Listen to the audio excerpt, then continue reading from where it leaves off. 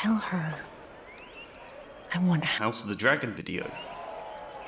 The Crown is not in the habit of giving out House of the Dragon video. to midwives.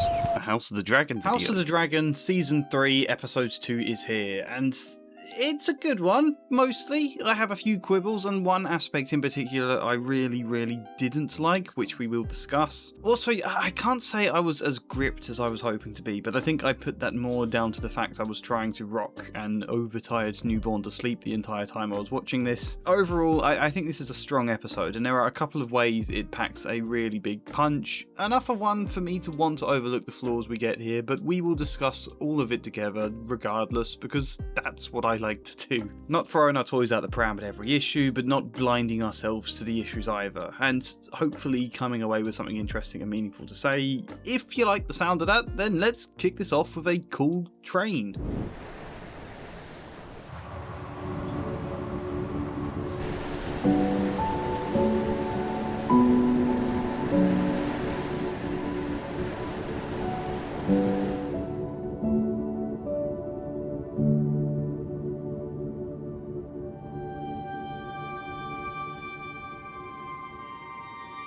The core of this episode is, of course, about Rhaenyra. We open with Jace's death and get to see Rhaenyra discovering it. She is, I would say, inconsolable, but we have to note who is there that could console her. The only one who does try is also one who betrayed her and inadvertently played a hand in Jaehaerys' death. No one else tries to console her. No one else is there emotionally. Mysaria, I think, seems more at a distance to Rhaenyra now than she was last season. I think to Rhaenyra, Mysaria is perhaps starting to represent some of the limitations she's disdained of herself, perhaps projecting onto her a little bit, where it's Daemon who consoles her, or if console is the right word for Daemon, I don't think it is. But he lures her out with the very traditionally masculine response. Rather than comfort and care, we get action and violence and overt power. It's noticeable her husband doesn't once touch her throughout the scene until he's whispering Valyrian into her ear in a way that seems less comforting, more arousing. Mysaria, for all her talent, was locked up in a chamber with her when Jace went to die.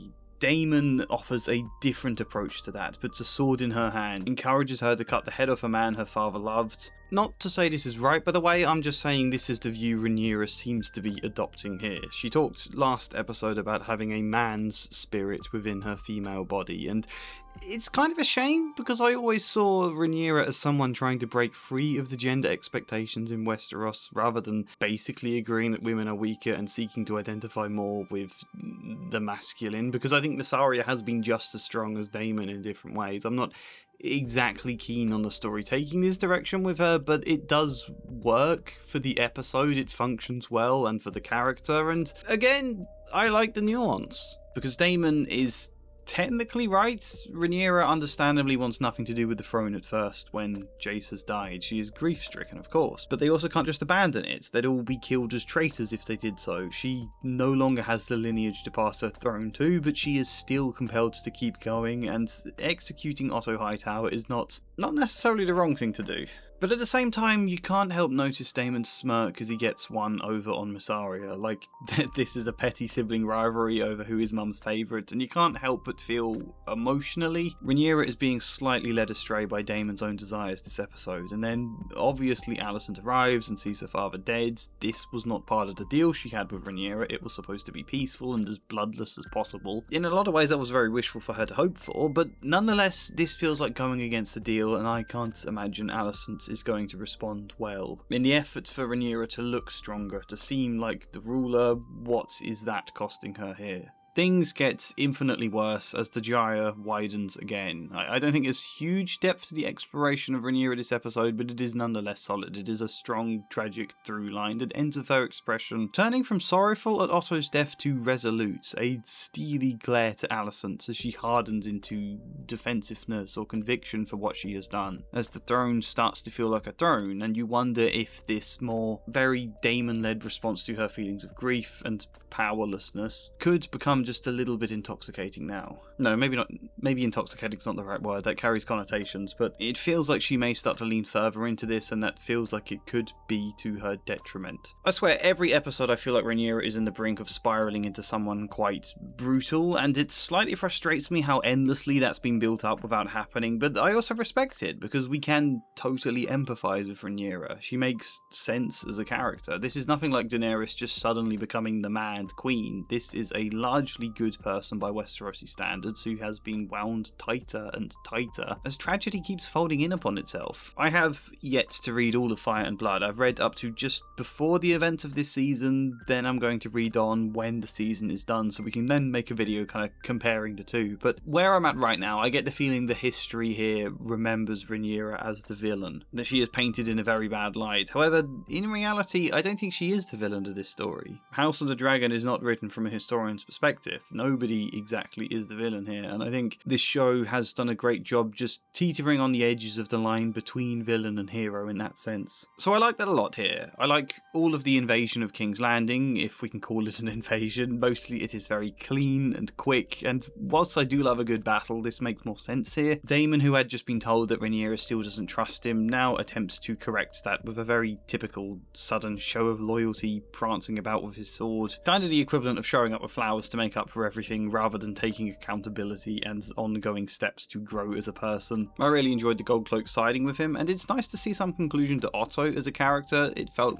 very odd when we got a glimpse of him last season in a cell. I wish this episode had been the season 2 finale as originally planned, because I think that would have worked better for him alongside a lot of other aspects that I talked about last video. I'm nonetheless glad to see a character I enjoy get a sad and sorrowful end though, that feels like a real reminder of just how low the whole realm has sunk in the last lot of years. Rhaenyra has the throne. I don't know how long for, but there is the obvious question of what does she do with it. Her own council has grown ever smaller and is half filled with people who barely respect her. King's Landing is filled with traitors. On the one hand, she wants to rule peacefully and avoid bloodshed. On the other hand, how does anyone just accept her now with everything that's passed? Plus, Daemon, I think, is much less interested in peace. She has won power at all possible cost, and if so, what is there left to do with your rule? We shouldn't forget pretty much all of last episode consisted of people disobeying orders. Will having a throne, having that clear symbol, make that much difference to that? Then if you do have to be fiercer, if you do have to walk with your boots dripped in the blood of your enemies, then is that likely to work in this context? Is that really going to help here? I'm really intrigued to see where this goes. Yeah, in a lot of ways I think this is a good, solid episode, but I also said I had issues, so let's discuss them now. I bring gifts in token of your victories at the Red Fork. The finest 51% off World Anvil. World Anvil! Yep, they are sponsoring this video. World Anvil is an online tool for game masters, for writers, for tabletop RPG players and world builders. An online tool for designing worlds, creating characters, chronicling history, planning and managing campaigns from a plethora of different games. My best friend uses it for our D&D campaign. I use it for planning my novel. Far better and easier than the scraps of random A4 paper stuffed into a drawer that used to constitute my creative process. Not only can I keep everything in one place where I can easily edit anything I want to, but I can create timelines, hyperlinks branching off to specific characters or articles, family trees, a billion other things. You can even link them all to maps, like here's this basic map I made years ago. If I click on the character Tess, it sends me straight to her page where everything is redacted, and that's like the most basic thing you can do with your maps. There's other creators whose world building looks so much nicer than mine. There's a whole community network on World Anvil if that's your thing. There's so many different cool features for everything you may possibly need. In general, there's been lots of great updates recently, making the interface even simpler and smoother than it already was. World Anvil is great. I am genuinely passionate. I hope you can hear that. And if you desire, if you crave, if you call to the heavens for a 51% discount, then use the code TREE, or click the link in the description or the pinned comment. And if you just want to try out the free version, then go for it. There's no time limit. Test it out for as long as you want. World Anvil.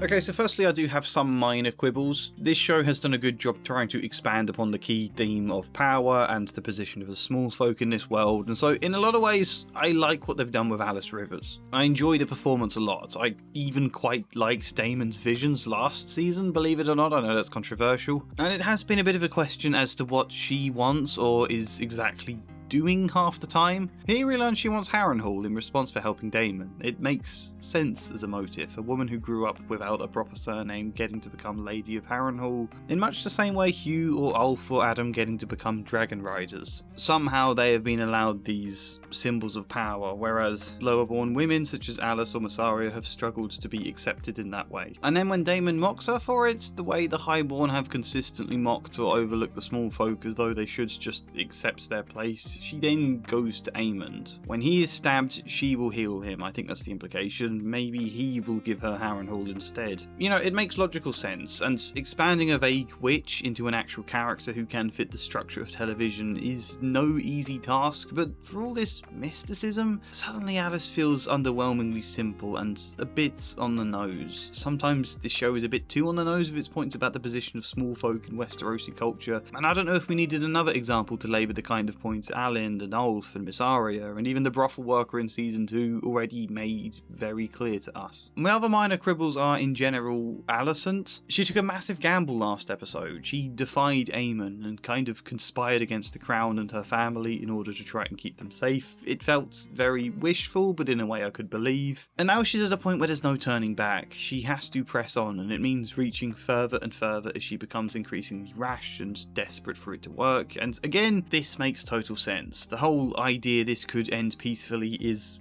wishful. She is going to look desperate, and we see all of Alicent's brilliance mostly reduced to just asking people to follow her commands and then praying like hell they'll agree. That's the level this conspiracy is at now. It's tense, it's terrifying, or at least it should be. I don't know, perhaps it's just a distraction of our baby, but I didn't feel that with these scenes. I didn't get the sense of a conspiracy on a knife edge. And also it felt kind of odd to me that after all of this, Alicent had no great plan for how to actually get out of the city. You'd have thought she'd have prepared that bit well in advance, but it seems mostly like they're just putting their hoods up and hoping they can walk out of the city, which of course goes wrong immediately. You know, I do get the idea, but personally, I prefer to see Alicent being at her most shrewd and cunning. It feels strange to me that at such a climactic moment in the overall story, the two main women at the core of this war are suddenly reduced to one of them needing to be led in all things by Damon, and the other behaving so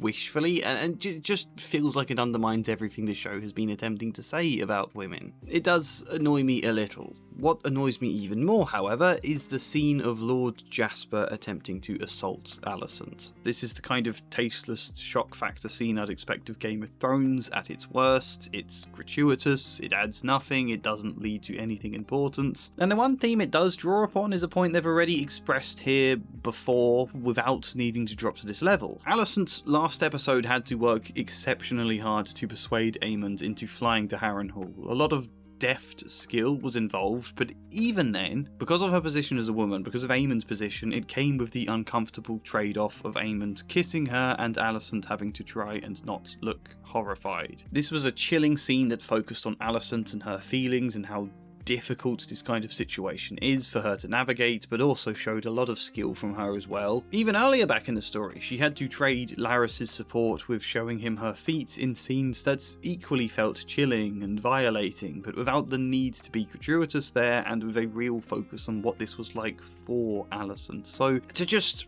randomly have Jasper Wilde walk into the room and attempt to assault her feels as pointless as it is tasteless, in my opinion. I really don't like how often SA is treated as something simply for TV drama, where so long as the woman is able to get away in the end, it's apparently fine. It apparently doesn't matter. No, it still does. It can still be traumatic, and it feels like this kind of stuff normalizes it rather than shines a light on how horrific it is. Not that this is a terrible example by the stretch of most TV shows. It's not a show-ruining moment at all, but I guess I just expected better of House of the Dragon, and if there was one thing I didn't like about this episode, it was that. Otherwise, this is a solid episode. I'm still here. I'm still intrigued in where this show is going, but also I feel like I'm still waiting for season 3 to really grip me. I'm not quite there yet. I'm hoping we're building to it. Hopefully that can come next week. But for now, comment your thoughts, good or bad. Like the video if you liked it. Subscribe, maybe support me on Patreon or buy me a coffee, but otherwise,